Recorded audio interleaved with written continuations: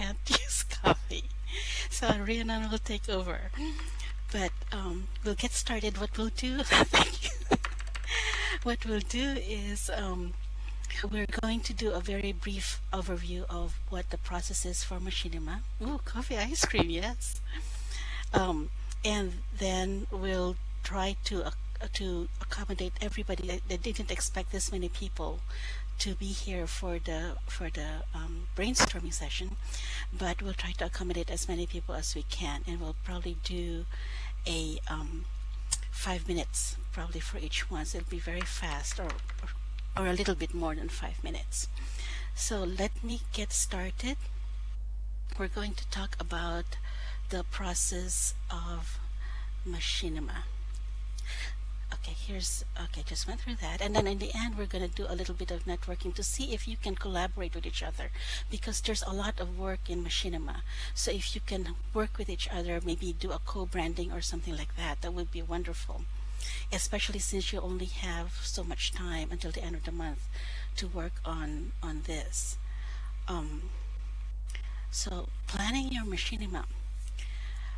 I'm moving straight into the presentation now. What is the goal? First, you have to think about what is the goal for your machinima. Is it for awareness? Do you want people to be aware of your um, costs, or do you want to have to start with brand marketing? Do you want to get people aware of what your brand is, just to spread out the word? Do you also want, another option is whether you want to do fundraising, or if you want to challenge people to do something, like you want them to start recycling, for example. And another reason might be whether you want to educate them or to inform them, give them information. At this point, maybe we might mention some research studies or some numbers. Oh no, Rhiannon, I'm sorry, I don't have notes. I was rushing. But I can write something up after. Are there people who cannot hear me at all that need to be in text?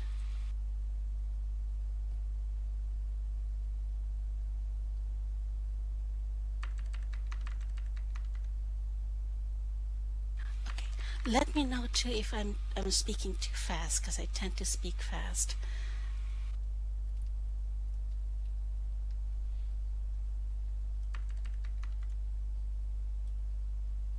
Okay, thank you. And sorry about the accent. It's built in.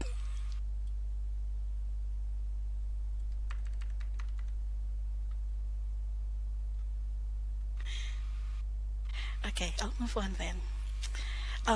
The next thing that you might want to think about is who your target audience is.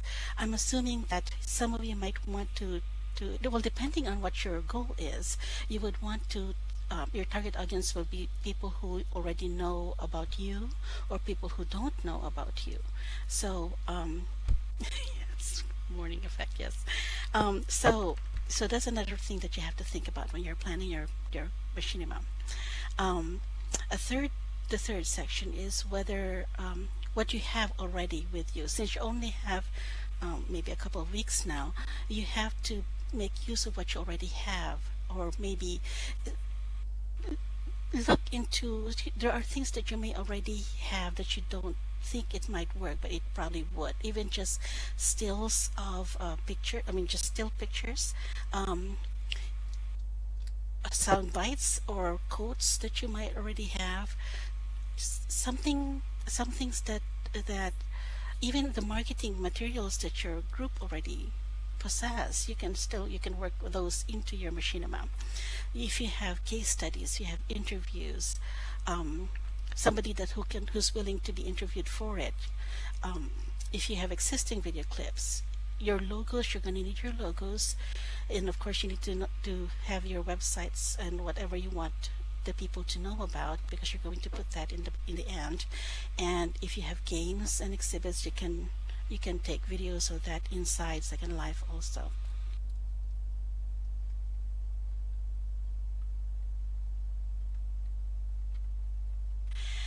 Next, you have to decide what style you want the machinima to be. There are some videos where you just have the person talking and you just do cuts of that, and then you have some text over it. You can do a slideshow. If all you have are still photographs, you can do a slideshow with some text in between or text overlays and maybe even a voiceover. You can have video clips, collections of video clips, if you have those, and then again you can have the text and the voiceover. You can have something very abstract, so like for example, I've seen some videos where they have somebody doing drawings or just even just shapes moving around, as long as there's movement in the machinima, because then it makes it different from just a flat a flat poster, for example. And then you could also do a role play. You can make up a story, but this can be more involved because it requires a lot of other people to participate.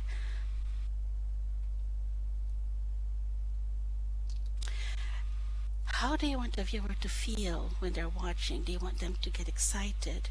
Do you want them to be worried about, say, something that would not be a good thing, like an accident would happen if they don't do this, for example, or the earth will, the greenhouse effect would happen unless we recycle, things like that.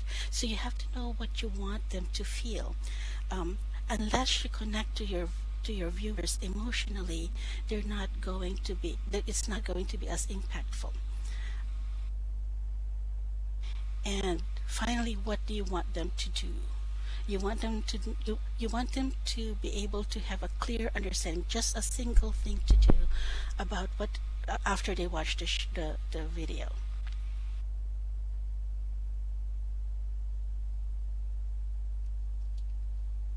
Then it's when you're ready, after you've collected everything that you have, organize what you have and see what then it sometimes it would determine, depending what you have, it would determine what your video would end up with looking like.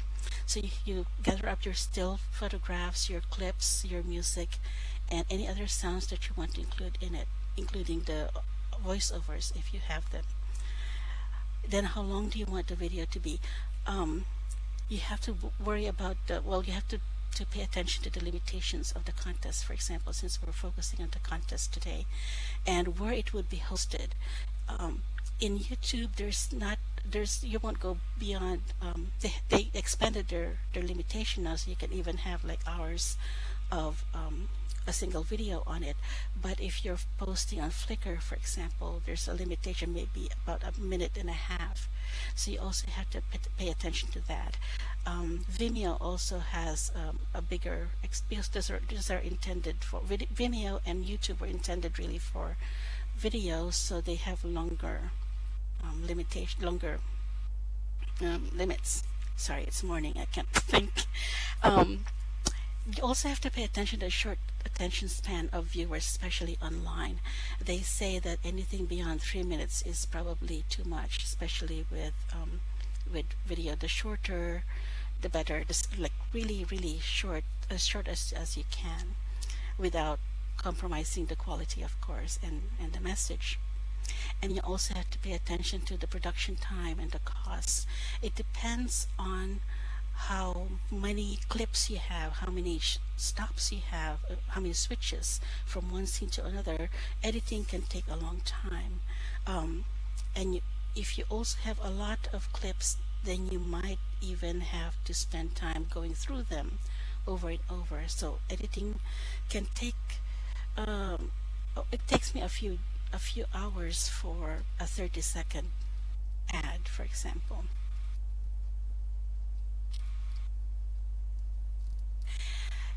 And then then you create your storyboard. This is better.